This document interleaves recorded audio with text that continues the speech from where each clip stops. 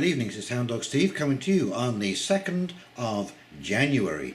Here we are into the new year, and I'm going to read you a piece from Zero Hedge, and it's called Happy Deplatforming. Truth is the New Hate Speech. And as we wade our way through this Orwellian dystopian future that Google, YouTube, Twitter et al. Seem to have set for us, this is a very disturbing piece because, you know, when you abandon truth, you really do throw away the rudder to the ship. Truth has got to be a guiding principle because truth is unique. It is exactly that, the truth. And when you start lying to yourself, when you start believing things that are not true and then propagate them as an ideology, you are pathologizing your mind. And when you pathologize your mind, you are unable to make correct judgments about things in the future because your value judgment has been turned upside down because you decided to distort the truth. And we are now seeing this all over the world, whether it be in North America here, in Europe, in England, China, it doesn't matter, Russia. The distortion of the truth today is absolutely incredible. The disinformation, the fake news, and that is coming from every angle, not the least of which is the mainstream media. And of course we, the public, are in a bit of a pickle because we have to try and decide what it is that is true and what it is that is false, because we need that information to make accurate decisions for ourselves, our families, and how we're going to continue down the path that we're on. Or if we need to change from that path, you know, we need factual information about the direction in which we're heading, whether it's a good direction, a bad direction, whether we need to change direction, whether we need to refocus. This is all based on truth and a factual interpretation of what you're seeing on the ground. And because we're distorting that so deeply today, I think that this is a big part of why you're seeing these absolutely awful decisions being made on the ground as to how to resolve things. And of course, you know, when we look at the whole PC culture and that ideology, it's actually doing more damage, I believe, than it's doing good. And this, of course, is the ideology that is behind all of the censorship that's taking place now on these huge media platforms on the internet. Anyway, I'm going to read you that story and then we'll come back for a quick wrap up. Okay, here we go. Okay, here we go. Happy Deplatforming. Truth is the New Hate Speech. Authored by Eric Peters. Most of you know that the organs, as Solzhenitsyn might have styled them, are using their effective monopoly control over all modern forms of communication, the internet, social media, to stifle information and opinion that isn't orthodox. For a brief decade or so, the internet really was free. It enabled contrarian viewpoints to end run what had been the information lockdown of pre-internet media outlets, i.e. major TV networks, of which there were just 3, the major print media, of which there was also basically just 3, the New York Times, Washington Post and LA Times, all of them run by the ideologically simpatico. That lockdown is in the process of being reasserted. It has been done by suppressing dissenting or just different viewpoints via what is styled, in the hideous jargon of technocratic tyranny, deplatforming, which means barring any person who produces objectionable material from making it available through entities such as YouTube, Twitter, Facebook and so on. All of them owned, it is important to point out, by the same cartel, or might as well be, as in the case of the New York Times, Washington Post and the LA Times.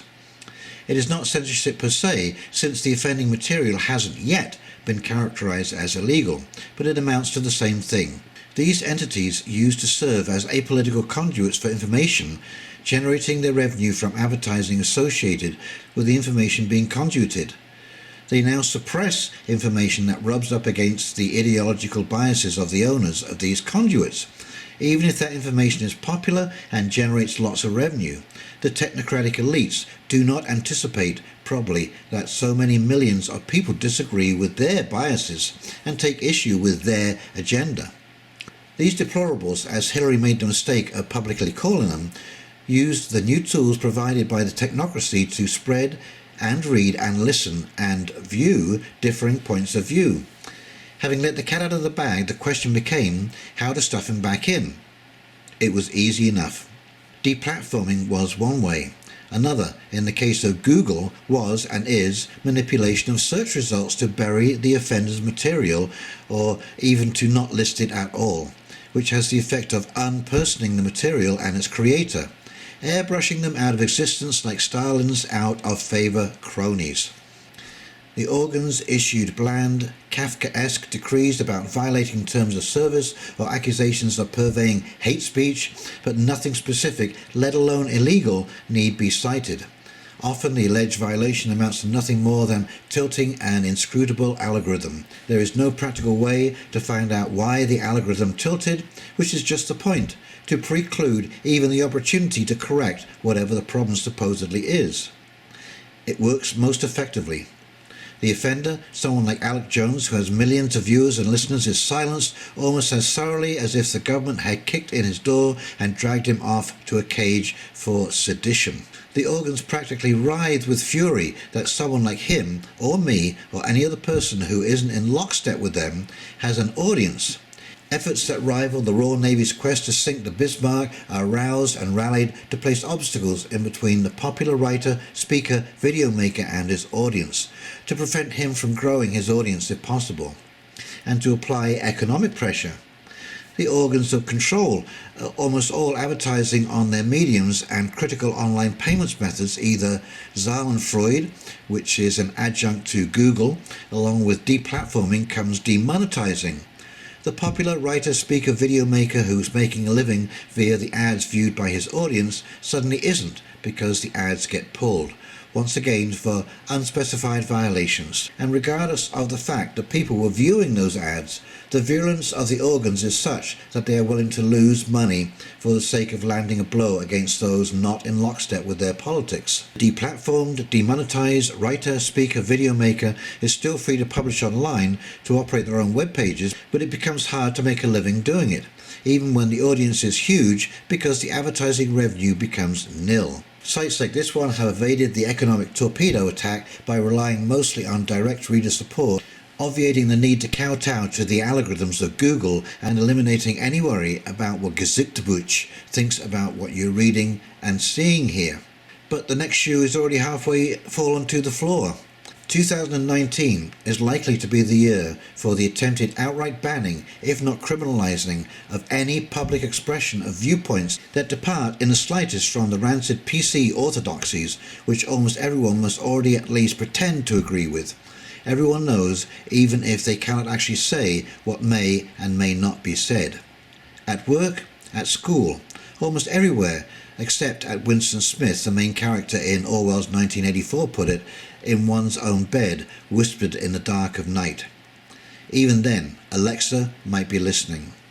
Speech codes already exist in many Western European countries, and it is beyond naive to believe it could not happen here, because it already has. Truth, the new hate speech, political correctness is destroying the very fabric of society.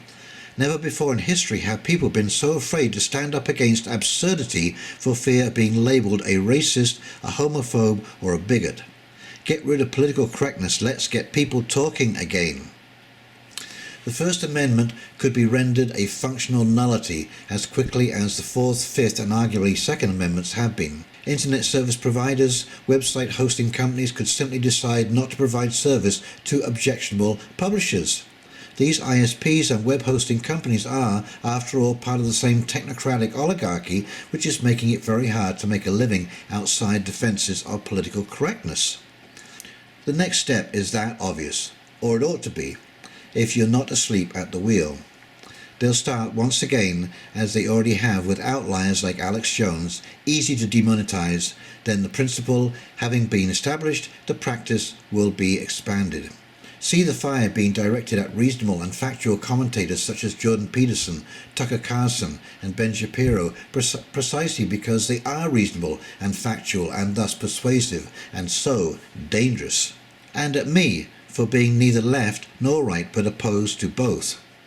When a libertarian, someone whose bedrock principle is to shun violence and insist upon equal rights for every human individual to be left unmolested and free to pursue his or her happiness as they see it, so long as they don't infringe upon the equal rights of others to the same, has no worry about being deflatformed and demonetized and possibly being caged. You know the sun is getting low in the sky. So again, thanks to everyone out there who has supported not just e-porters but freedom of expression generally. I suspect matters are coming to a head sooner rather than later, and it bucks me up to know people like you have got my back. Here's to a great 2019. So there you go. Truth is the new hate speech.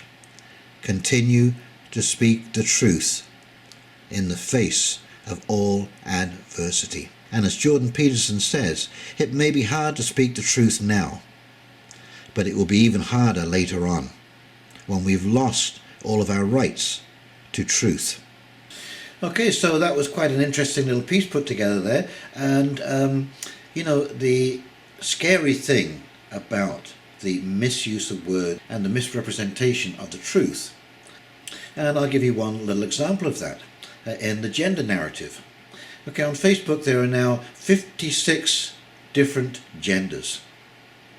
Okay, well, I'm here to correct that. There are only 2 different genders, XX or XY, male and female, female and male. Everything else is basically how you want to interpret yourself as an individual. But just because as a male you want to identify as a female, it doesn't give you a different set of chromosomes and it doesn't give you a different body. And even if you have reconstructive surgery and you start taking the hormones, it still will not change your base XX or XY chromosome position. And of course, you know, we've spent years actually separating male and female medicine, because for the longest time physicians thought of females as just kind of small men, and all medical research was applied from men to women. And you know, as recently as the 60s and 70s we were still behaving in that way, and we have spent these last 30 or 40 years realizing that women have a specific set of shall we say bodily characteristics that require specific medicine that does not apply to men. Men are a testosterone based system, women are an estrogen based system. That should be enough to tell you that they are 2 completely different systems. And of course, I don't think I get any points for telling you that it's the women that have the children and it is impossible for men to have children. And so again, these are critical differences in the male and female body, and yet we're teaching that there are 56 genders and that gender is a cultural construct, when it so obviously is not a cultural construct. And to be teaching our children these kind of things is just plain confusing. Children, you know, under the age of 14, they may appear smart, but they do not have the same kind of nuance that adults have, and that's why they're not held responsible for their actions should a crime take place or so on and so forth, because we believe that children under the age of 16 are not really capable of forming an accurate decision based on all of the facts. Okay, and you know this as you get older. You know, when I look back to my 16-year-old years and prior to that, I mean, it was just a horror show. I was so naive. It was unbelievable. There was no way that I could make any accurate decisions about myself, my body, my future. I just wasn't capable. Yes, I was making some symbol, like whether I want to go down to the store or to the movies or hang out with my friends, that kind of stuff. Oh yeah, no problem at all. But this is a life-changing decision. And so to be using this and masquerading it as a truth will not play out well in the long run. And so that's just one little example of where obscuring the truth or denying the truth is not helpful. It completely distorts the whole situation.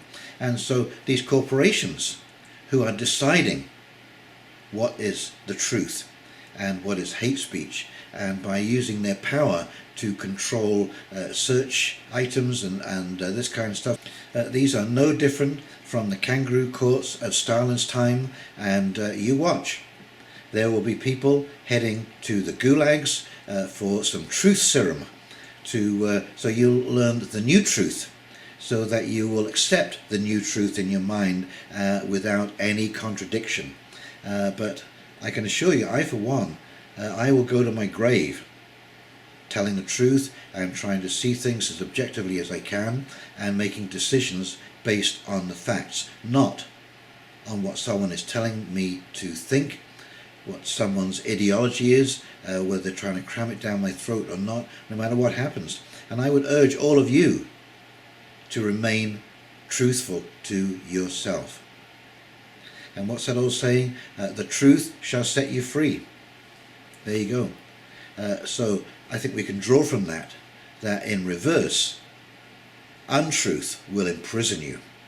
Anyway, those are my thoughts on deplatforming, and I hope you like that article, as shocking though it may be, because we need to be speaking out about this, and we need to be speaking the truth.